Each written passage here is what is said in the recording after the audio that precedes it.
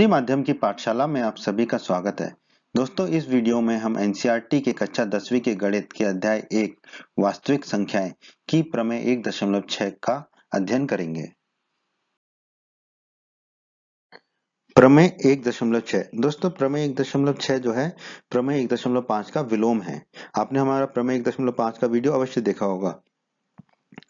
प्रमेय 1.6 कहती है, मान लीजिए x बराबर p बटा q है, एक परिमेय संख्या है। ठीक है, हम जानते हैं परिमेय संख्या p बटा q के रूप में लिख सकते हैं, जहां पर p और q पूर्णांक होते हैं और यहाँ पर p और q क्या है, सह अभाज्य हैं। ठीक है, मतलब कि p और q में कुछ भी कॉमन नहीं होना चाहिए, कुछ भी उभयनिष्ठ नहीं होगा, कुछ भी काटने के लिए नहीं बचेगा, सब कुछ काटने के बाद हमें p और q मिलेंगे।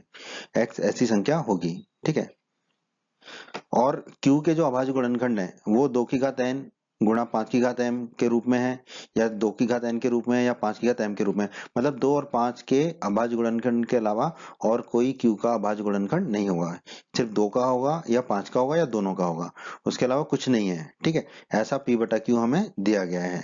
ठीक है, और यहाँ पर n और m क्या है, ऋणोत्तर पूर्णांक है। ऋणोत्तर पूर्णांक आपने पढ़ाई है परिचय के वीडियो में और प्रमेय 1.5 में भी, कि शून्य और धनात्मक पूर्णांक को कहते हैं हम ऋणोत्तर पूर्णांक। ऋणोत्तर पूर्णांक मतलब जो ऋणात्मक पूर्णांक नहीं है। ठीक है, वही हमारा ऋणोत्तर पूर्णांक है, मतलब कि शून्य या धनात्मक पूर्णांक। तो n और m के मान या तो शून्य होंगे या धनात्मक पूर्णांक होंगे।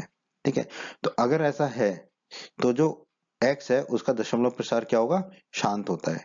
ठीक है, उसका दशमलव प्रसार शांत होता है। ये कहती है हमारी प्रमेय 1.6।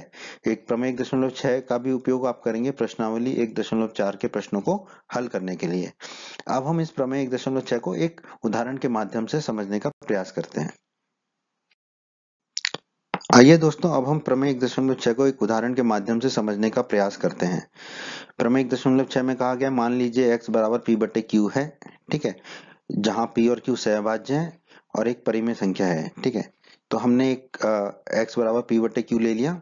ठीक है, 13 बटे 3125। ठीक है, अब p और q सहअभाज्य, अब देखिए 13 और 3125 में कुछ भी कॉमन नहीं है। ठीक है, तो ये हमारा p बटा q है।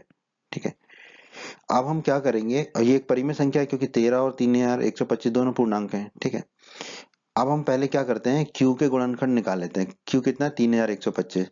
3125 के गुणनखंड निकालते हैं। ठीक है, 3125 में 5 का भाग देंगे तो मिलेगा 625।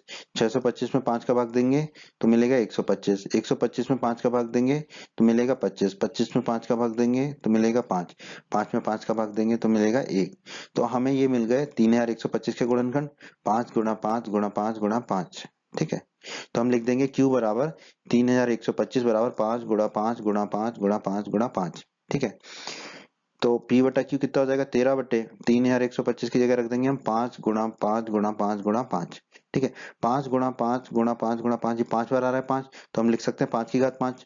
तो p बटा q हो गया हमारा 13 बटे 5 की घात 5। ठीक है, तो अब आप देखिए q हमारा किस रूप में आ रहा है, q आ रहा है हमारा 2 की घात n गुणा 5 की घात m के रूप में, क्योंकि q के जो अभाज्य गुणनखंड है वो 5 के रूप में है यहाँ पर। ठीक है, 2 नहीं है तो चलेगा। ठीक है, या तो 2 के रूप में होते या 5 के में, या दोनों के में, 2 और 5 के, उसके अलावा कुछ नहीं होना चाहिए था। तो 2 और 5 के अलावा कुछ नहीं है, सिर्फ 5 है यहाँ पर। ठीक है, तो q जो है 2 की घात n गुणा 5 की घात m के रूप का है। ठीक है, अब आप कहेंगे कि 2 की घात n तो नहीं है। अब यहाँ पर देखिए n और m ऋणोत्तर पूर्णांक है, तो n को अगर हम शून्य रख देंगे तो 2 की घात शून्य कितना हो जाएगा, 1। ठीक है, 1 गुणा 5। ठीक है, तो इसलिए जो है जरूरी नहीं है कि 2 की घात और 5 की घात दोनों हो, कोई एक भी हो तो भी हो ठीक है, और दोनों हैं तो भी, पर इन दोनों के अलावा कुछ अभाज्य गुणनखंड नहीं होना चाहिए। तो कोई इन 2 और 5 के अलावा कोई अभाज्य गुणनखंड है क्यू का, नहीं है। ठीक है, तो हम कह सकते हैं x बराबर 13 सही 13 बटे 3125 का जो दशमलव प्रसार होगा वो क्या होगा, शांत होगा।